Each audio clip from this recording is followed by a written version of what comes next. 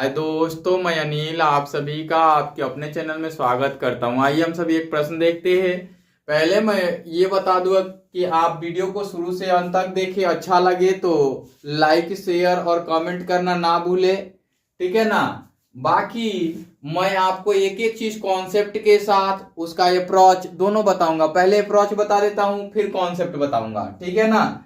तो चलिए, इनका अप्रोच क्या होगा। वृत्तों की त्रिज्याओं का अनुपात 5:7 है तो उनके क्षेत्रफलों का अनुपात है।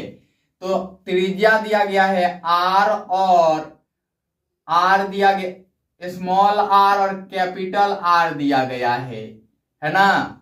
एरिया पूछा हुआ है, एरिया एरिया पूछा हुआ है। तो यहां पे इक्वल टू में दिया गया 5:7।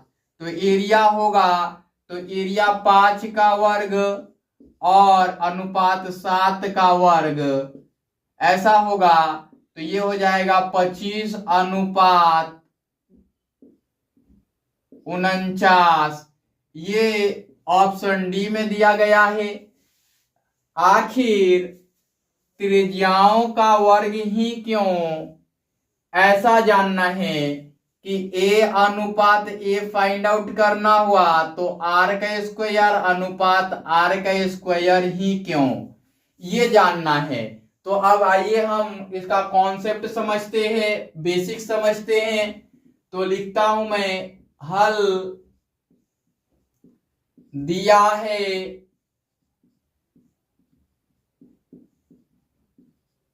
क्या दिया गया है, वृत्त के त्रिज्याओं का अनुपात, है ना। यानी कि आर अनुपात आर दिया गया है, 5:7 दिया गया है।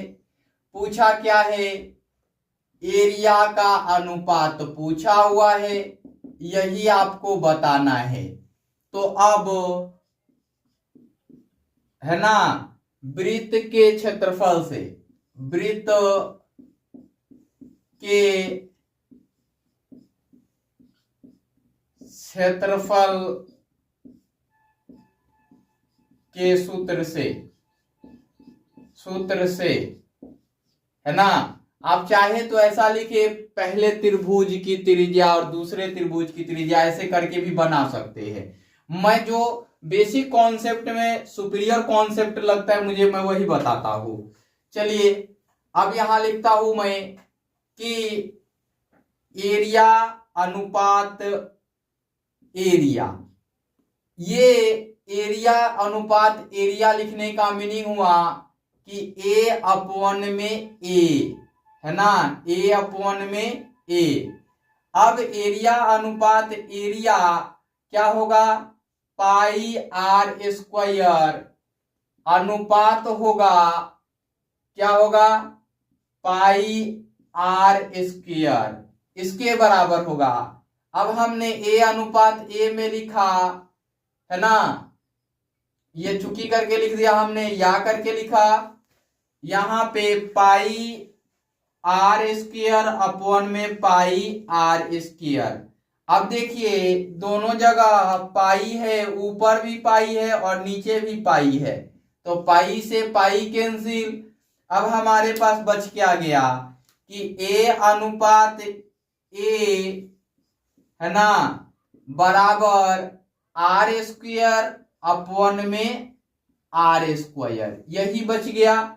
तो अब हम आते इधर लिख लेते हैं, या ए अनुपात ए, या करके बटा करके ही लिखिए, बराबर 5 का स्क्वायर बटा में 7 का स्क्वायर, या ए बटा में ए बराबर 25 बटा में 49, ये हो गया। इसलिए ए अनुपात ए बराबर 25 अनुपात 49, ये हो गया आपका उत्तर फाइनल।